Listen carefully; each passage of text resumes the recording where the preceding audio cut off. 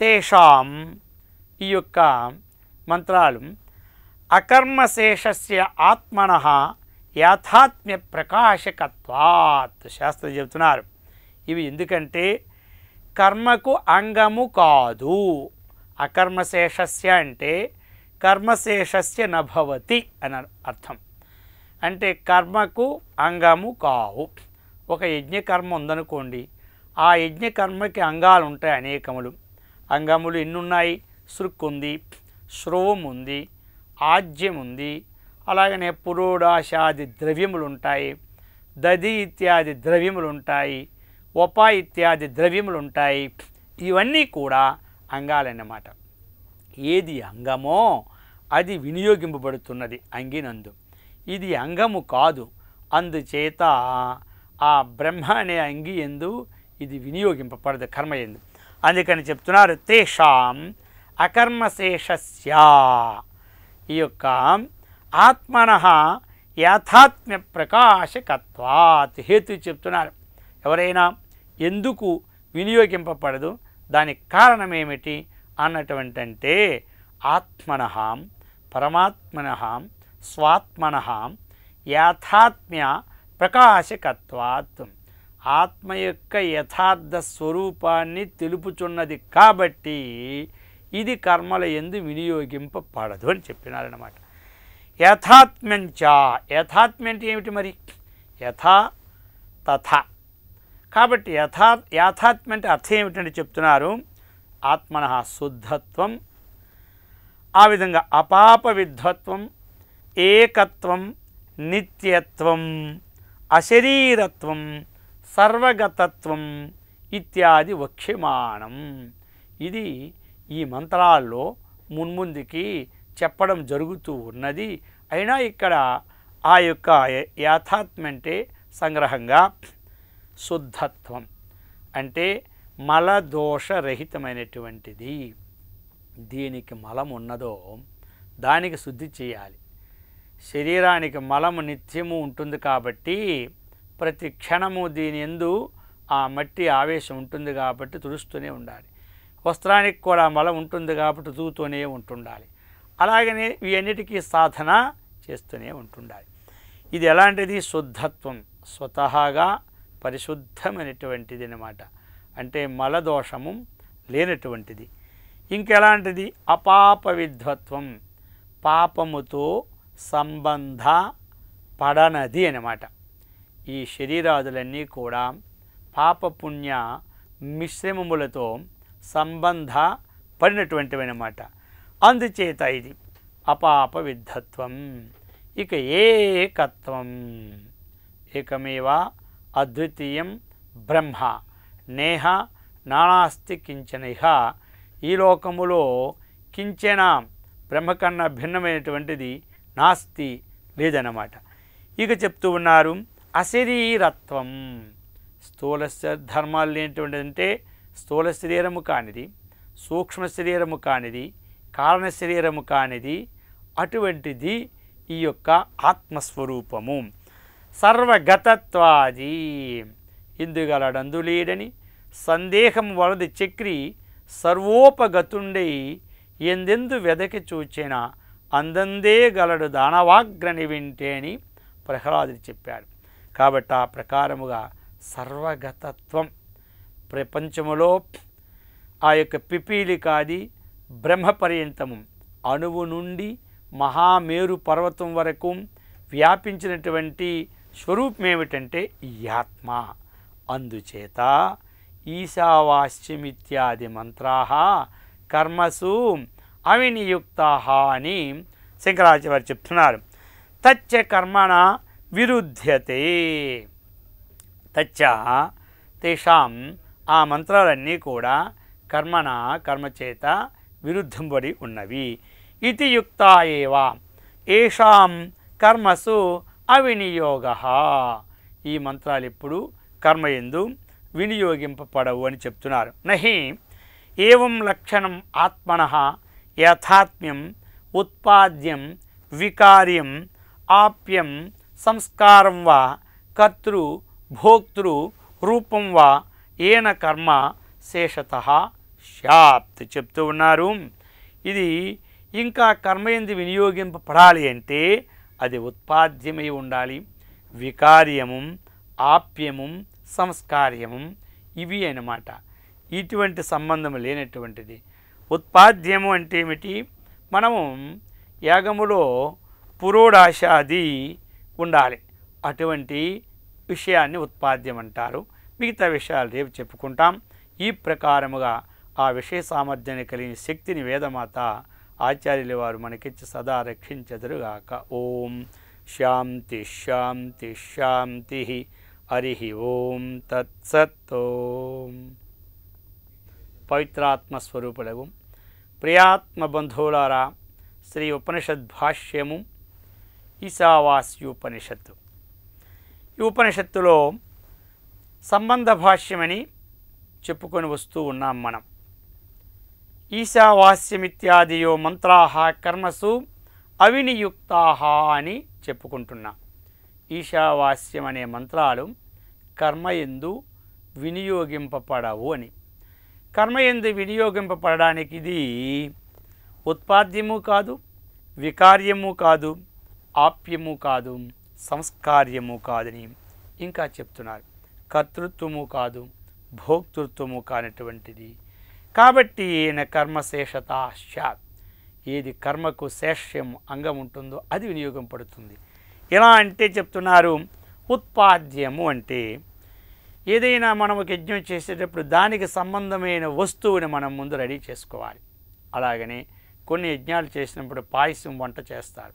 అలాగనే పురోడాశం అన్నమాట, అది చేసేటప్పుడు ఒక పిండితో ఒక రొట్టె ప్రకారంగా చేస్తారు.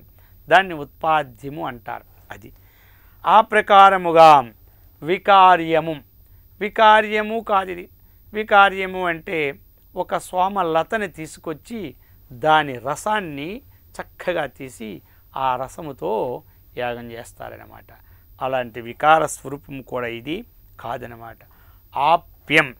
ఆప్యము అన్నప్పుడు ఏమిటంటే యాగ మంత్రములను అధ్యయనము చేసి వశపరచుకోవాలన్నమాట. ఇది దాన్ని వశపరచుకోవడం అన్నమాట.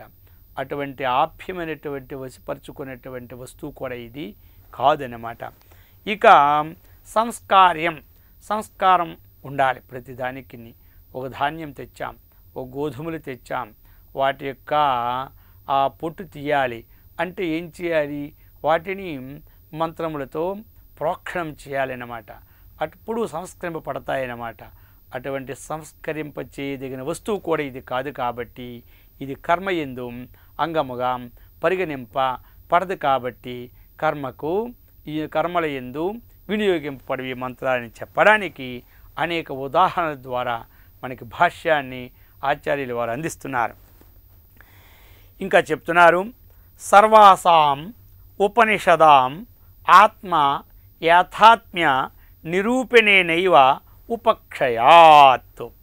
సర్వాసాం ఉపనిషదాం, ఇది స్త్రీలింగం కాబట్టి సర్వాసాం అన్నారు. పుల్లింగం అయితే సర్వేషాం అంటారనమాట. ఉపనిషత్ అనేది స్త్రీలింగం కనుక ఆ విశేషణము ఏ లింగములో ఉంటే విశేషణము ఆ లింగములో ఉంటున్నది అన్న సంస్కృత నియమం.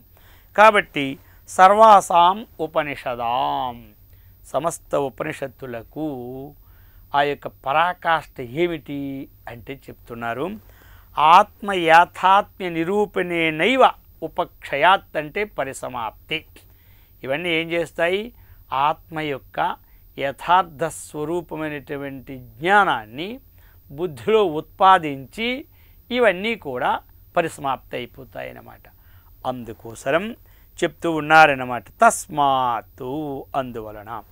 ఆ ప్రకారముగా గీతానాం మోక్షధర్మాణాంచ ఏవం పరత్వాత్, ఈ ప్రకారముగా గీతాది శాస్త్రములు, మోక్షధర్మానికి కావలసిన శాస్త్రములు ఇవన్నీ కూడా ఉపక్షయాత్, ఎప్పుడు ఆత్మ యొక్క యథార్థ స్వరూపాన్ని తెలియపరిచి ఇవన్నీ కూడా పరిసమాప్తి చెందుతాయి.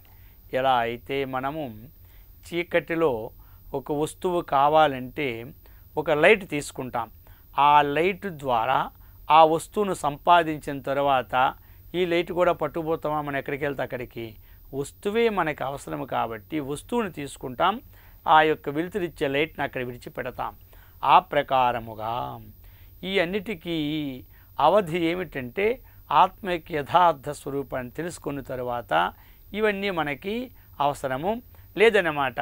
అందుకని చెప్తూ ఉన్నారు, తస్మాత్ ఆత్మనః అనేకత్వ కర్తృత్వ భోక్తృత్వాది అనుద్ధత్వ పాపవిద్ధత్వాది చ ఉపాదాయ లోకబుద్ధి సిద్ధం కర్మాని విహితాని. అయితే మరి కర్మలన్నీ ఎందుకు అని ప్రశ్న వస్తాయన్నమాట. మరి కర్మలు ఎందుకు? కర్మకాండ చెప్పినది వేదము, ఉపాసనాకాండ చెప్పినది కదా. మరి కర్మకాండ ఎప్పుడు అవసరం, జ్ఞానకాండ ఎప్పుడు అవసరము అంటే చెప్తూ ఉన్నారు, ఆ కర్మకాండం యొక్క తస్మాద్ ఆత్మనః అనేకత్వం, ఆత్మ ఏకత్వం అని మనం చెబుతూ ఉన్నాం. ఇప్పుడు కొంతమంది అనేకత్వం అని ప్రతిపాదిస్తారన్నమాట. ఎందుకు అంటే ఆ యొక్క అజ్ఞానవశాత్ అన్నమాట. ప్రతి శరీరంలో ఉన్నటువంటి చైతన్యము వేరువేరుగా ఉండినదే కానీ అన్నిట్లో ఉన్న చైతన్యం ఒకటే అన్నటువంటి బుద్ధి వారికి ఉంటుంది. ఇప్పుడు ఆ బుద్ధి శుద్ధి కావాలంటే ఈ కర్మల ద్వారా ఉపాసన ద్వారా శుద్ధి కావాలి, దానికోసమే అవసరం. అందుకనే చెప్తూ ఉన్నారు అనేకత్వ కర్తృత్వ. కర్తృత్వం అంటే నేను చేస్తున్నాను, నేను కూర్చుంటున్నాను, నేను ఉంటున్నాను, నేను తింటున్నాను, నేను లేకపోతే ఈ పని నడవదు అన్నటువంటి ప్రతి అంశములో కూడా తాను కర్తృత్వం వహిస్తాడనమాట. అటువంటి కర్తృత్వ బుద్ధిని నివర్తింప చేయాలి అంటే కర్మకాండ అవసరమైనమాట. భోక్తృత్వము అలాగనే అనుభవించినటువంటి భోక్తను కూడా నేనే అని అనుద్ధత్వ పాప విద్వత్వాది ఉపాదాయ, వీటిని గ్రహించి ఈ లోకబుద్ధి సిద్ధం, ఈ లోకబుద్ధిని పోగొట్టుకోవడానికి కర్మాని విహితాని. కర్మలు ఎవరి కోసము అంటే ఎవరికైతే మలదోషము విక్షేప దోషము ఉంటున్నదో వారికే కర్మ అవసరం, లేని వారికి కర్మ అవసరం లేదన్నమాట. అది చెప్తుంది శాస్త్రం.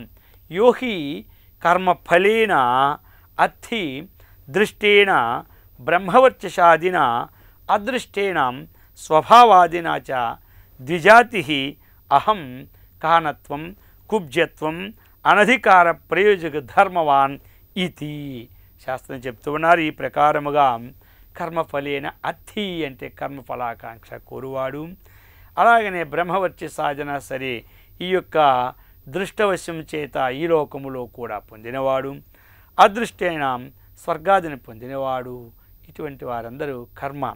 అయితే కొంతమంది కర్మ ఎందు కూడా వినియోగపడరు. ఒక యజ్ఞం చేశామంటే ఒక్కడ అంగలోపం ఉండకూడదు, అలాగే శరీరముల్లో కూడా అంగలోపం ఉంటే వారు ఆ యజ్ఞానికి పనికిరారన్నమాట. ఆ ప్రకారముగా నేను ద్విజుణ్ణు, నేను కానుణ్ణు, నేను కుబ్జెత్తును, ఇవేమీ లేని వాడును, నేను కర్మకు అధికారి అన్నటువంటి కర్తృత్వ భావములతో ఈ విషయములు ఎందున్నవారికి ఆ కర్తృత్వ భావన పోవడానికి ఈ యొక్క కర్మకాండ సిద్ధాంతమై ఉన్నది అని ఈ ప్రకారముగా. ఎందుకు అంటే ఈ యొక్క ఈశావాస్య ఉపనిషత్తు యొక్క ప్రాశస్త్యాన్ని తెలపడానికి, అంతేగాని ఒక కర్మను నిందించడానికంటే కాదనమాట.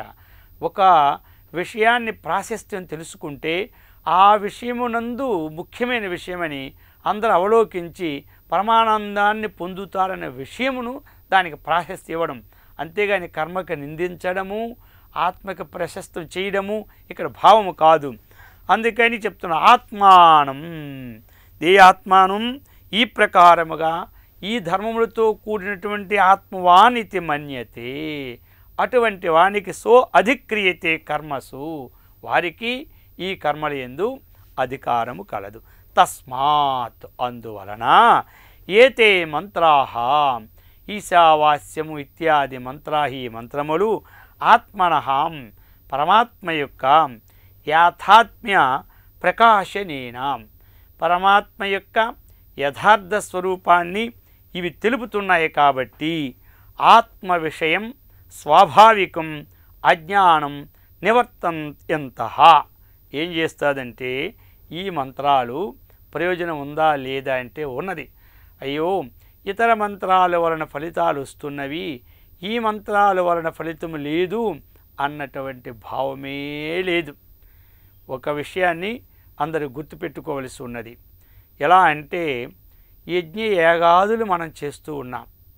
అవి కూడా ఎప్పుడు ఆ యొక్క ఈ శరీరం విడిచిపెట్టిన తర్వాత అనంతరం ఫలం ఇస్తాయి. ఆ ఇస్తాయన్నటువంటి విశ్వాసం ఎలా ఉత్పన్నమైంది చెప్పండి? శాస్త్రం చెబుతుంది, ఈ యజ్ఞం చేస్తే వచ్చే జన్మలో దేవేంద్రుడు అవుతాడు, ఈ దానం ఇస్తే వచ్చే జన్మలో కోటీశ్వరుడు అవుతాడు, అలాగే నీ ఫలదానం ఇస్తే వచ్చే జన్మలో ఫలాని ఐశ్వర్యం వస్తుంది, ఈ జన్మలో ఈ ప్రకారముగా అమ్మవారిని అర్చిస్తే వచ్చే జన్మలో సౌభాగ్యం సిద్ధిస్తుంది అన్నటువంటిది దేని మీద మనకి నమ్మకం అని చెప్పండి? శాస్త్రం మీద నమ్మకం ఉండే మనం ఆచరిస్తున్నాం కాబట్టి ఆ ఫలితాలను కూడా మనం పొందుతూ ఉన్నాం. అయితే ఈ వేదాంతానికి అలాంటి ఫలములు లేవని చింతింపవద్దు. వేదాంతం విన్నప్పుడు అర్థం కాకపోయినా అలాంటి ఫలితాలు వస్తాయి.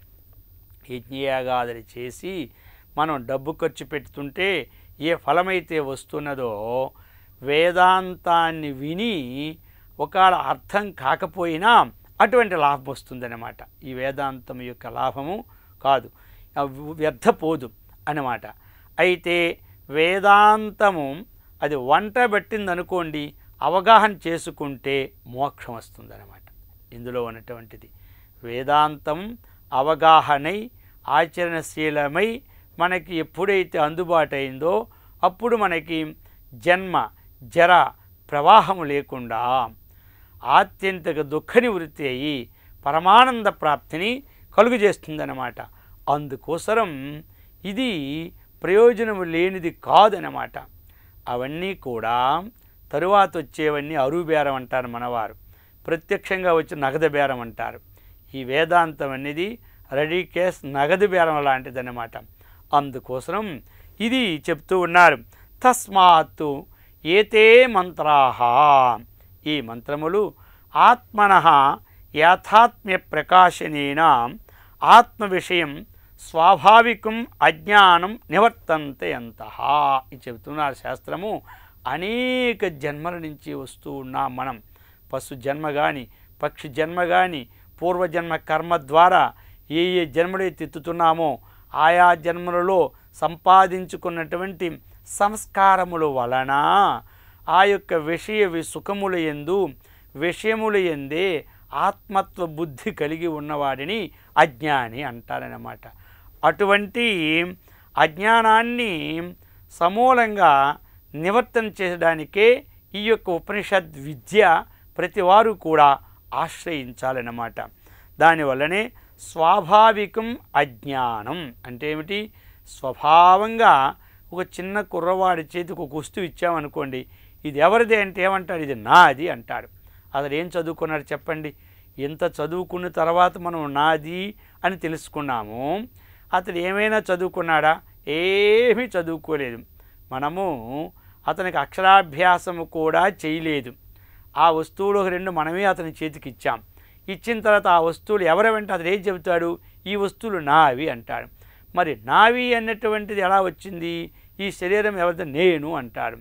కాబట్టి ఏమీ చదువుకున్నటువంటి వానికి జ్ఞానం కలిగిందంటే ఇది స్వాభావికం అజ్ఞానం అన్నమాట.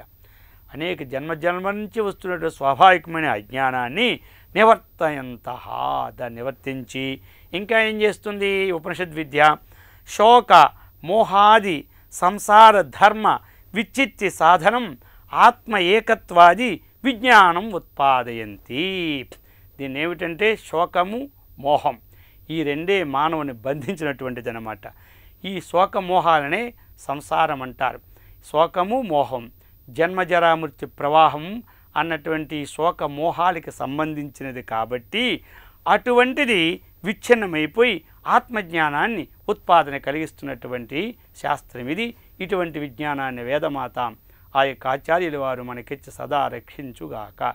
ఓం శాంతి శాంతి శాంతి. హరి ఓం తత్సత్. ఓం.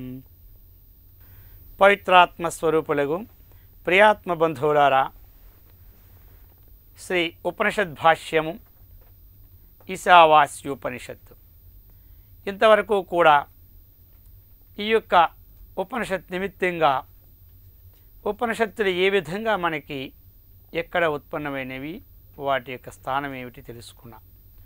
వేదముల యొక్క అంతిమ భాగములో ఉన్నటువంటివి ఉపనిషత్తులు. అలాగనే ఆరణ్యకముల యొక్క అంతిమ భాగములో ఉన్నటువంటి ఉపనిషత్తులని, అటువంటి ఉపనిషత్తుల్లో 10 ఉపనిషత్తులు ముఖ్యమని, ఈ 10 ఉపనిషత్తులకు శ్రీ శంకరాచార్యుల వారి భాష్యము వ్రాసినారని మనం తెలుసుకున్నాం. దానికి సంబంధ భాష్యాన్ని కూడా వివరించుకున్నాం. అటువంటి సంబంధ భాష్యములో చివరికి కలిగిన లాభం ఏమిటి అంటే ఉపనిషత్తుల వలన ఆత్యంతిక దుఃఖ నివృత్తి, పరమానంద ప్రాప్తి కలుగుతుందని మనం చెప్పుకున్నాం. ఇదే పరమ ప్రయోజనం. దీనిని తెలుసుకొనిటే మానవ జన్మ యొక్క సార్థకం అన్నమాట. ఇక ఉపనిషత్తులకు ప్రతి ఉపనిషత్తుకు ఒక్కొక్క శాంతి మంత్రం ఉంటుందన్నమాట. ఎందుకు అంటే శాంతి మంత్రం అనేది మనము ఏ కార్యక్రమాన్నైతే ఆరంభించుకుంటూ ఉన్నామో అటువంటిది నిర్విఘ్న పరిసమాప్తి చెందడానికి ఆ శాంతి మంత్రము, దైవ ప్రార్థన ఇవన్నీ కూడా అవసరమన్నమాట. కాబట్టి శిష్య గురు పరంపర సంబంధముగా, ఆచార్యాది పరంపర సంబంధముగా, వేదధర్మ ప్రకారముగా ఇవన్నీ మొదటి నుండి మనకి వస్తూ ఉన్నటువంటి విషయములన్నమాట. ఇక ఈ యొక్క ఉపనిషత్తుకి శాంతి మంత్రాన్ని మనం ఇప్పుడు చెప్పుకుంటాం. ఓం పూర్ణమదః పూర్ణమిదం పూర్ణాత్ పూర్ణముదచ్యతే పూర్ణస్య పూర్ణమాదాయ పూర్ణమేవావశిష్యతే. ఓం శాంతి శాంతి శాంతి. ఈ యొక్క శాంతి మంత్రం పూర్ణమదః చెప్తూ ఉన్నారు. పూర్ణమిదం పూర్ణాత్ పూర్ణం ఉదచ్యతే పూర్ణస్య పూర్ణం ఆదాయ పూర్ణం ఏవ అవశిష్యతే. ఇది మనకి పదవీ భాగం. పూర్ణం అధః, అధః పూర్ణం. అధశబ్దం అన్నమాట దూరమునున్న వస్తువుని తెలుపుతుందన్నమాట. అలాగనే ఇక్కడ చెప్తున్నారు తత్. తత్ అంటే ఏమిటి? అది అన్నమాట. ఆ విధముగా అధః అంటే నిరుపాధిక పరబ్రహ్మము, అది అన్నమాట. అధః అంటే ఏమిటి? అది.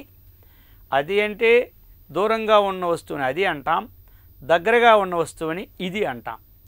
అది అంటే చెప్తున్నారు నిరుపాధికమైనటువంటి ఏ పరబ్రహ్మ అయితే ఉన్నదో అది. అది ఎలాంటిది అంటే పూర్ణము. పూర్ణము అంటే అంతటా నిండబడి ఉన్నటువంటి వస్తువుని పూర్ణము అంటాం. పూర్ణ ఘటము అన్నాం అంటే ఏమిటి? నీటితో నిండబడినటువంటి కుండను పూర్ణ ఘటము మనము అంటామన్నమాట. కాబట్టి అధః పూర్ణం, ఆ నిరుపాధికమైనటువంటి పరబ్రహ్మము పూర్ణము అంటే అంతటా నిండబడి ఉన్నది అని అర్థం అన్నమాట. దీనిని కారణోపాధి బ్రహ్మము. కాబట్టి చెప్తున్నారు పూర్ణమిదం. ఇక ఇదం పూర్ణం. ఇదం అంటే దృశ్యమానం ప్రపంచం అథవా జగత్ అన్నమాట. ఇదం అన్నప్పుడు అంటే సోపాధిక కార్యబ్రహ్మ అని అర్థం అన్నమాట. ఇదం. ఇదం అంటే నపుంసకలింగం, జగత్తు కూడా నపుంసకలింగం. ప్రపంచము అంటే చెప్తున్నారు ఇదం పురోదృశ్యమానం జగత్ అంటే నామరూపాత్మకమైనటువంటి వస్తుజాతము ఏదైతే ఉందో ఇదంతా కూడా ఇదం అంటారనమాట. కాబట్టి ఇదము అంటే ఏమిటి? దగ్గరలో ఉన్న వస్తువుని ఇది అని అర్థం అన్నమాట.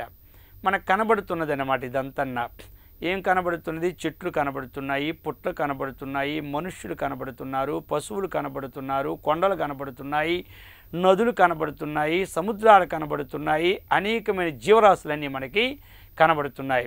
ఈ కనబడుతున్నటువంటి సమస్త జగత్తు కూడా ఇది ఏమిటి, పూర్ణమా అపూర్ణమా అంటే చెప్తూ ఉన్నారనమాట. ఇదం పూర్ణం, ఇది కూడా అంటే సోపాధికం, ఉపాధితో కూడినటువంటి కార్యబ్రహ్మైనటువంటి జగత్తంతా కూడా ఇది పూర్ణమే. ఇది నిండబడియే ఉన్నది, అది నిండబడియే ఉన్నది, ఇది కూడా నిండబడియే ఉన్నదన్నమాట. అది అర్థం ఇక్కడ. కాబట్టి ఇప్పుడు చెప్తూ ఉన్నారు, పూర్ణస్య పూర్ణమాదాయ. కాబట్టి పూర్ణస్య, పూర్ణం ఆదాయ, పూర్ణస్య పూర్ణమాదాయ, ఆ పూర్ణమైనటువంటి అంటే నిరుపాధిక బ్రహ్మము నుండి పూర్ణం ఆదాయ, సోపాధికమైన బ్రహ్మను తీసివేస్తే అని ఒక అర్థం అన్నమాట. అలా గ్రహిస్తే అని ఒక అర్థం అన్నమాట. రెండు సమన్వయం ఒక్కటే.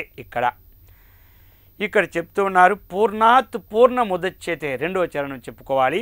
పూర్ణాత్తు అంటే పూర్ణము నుండి, పూర్ణము అంటే నిరుపాధికమైనటువంటి పరబ్రహ్మము నుండి సోపాధికమైనటువంటి కార్యబ్రహ్మము ఉదచ్యతే అంటే బహిర్గతమైనది అని అర్థం. అది పూర్ణమని చెప్పారు, ఇది పూర్ణమని చెప్పారు. ఆ పూర్ణమైనటువంటి పరమాత్మ నుండి ఈ పూర్ణమైనటువంటి జగత్తు బహిర్గతమైనదంటే ఉత్పత్తి అయినది. ఇక్కడ శృతివాక్యం కూడా మనం గుర్తు చేసుకోవాలి. యతో వా ఇమాని భూతాని జాయంతే ఏన జాతాని జీవంతి అని. ఇక్కడ జాయంతే అనే వాక్యం ఏమిటి, దేని నుండి ఈ సమస్త భూతములు పుట్టుచున్నావో అలాగనే ఆ పూర్ణమైనటువంటి ఆ పరబ్రహ్మము నుండి ఈ పూర్ణమైనటువంటి జగత్తు బహిర్గతమైనది, అది అర్థం అన్నమాట. ఉదచ్యతే అంటే బహిర్గతమైనది.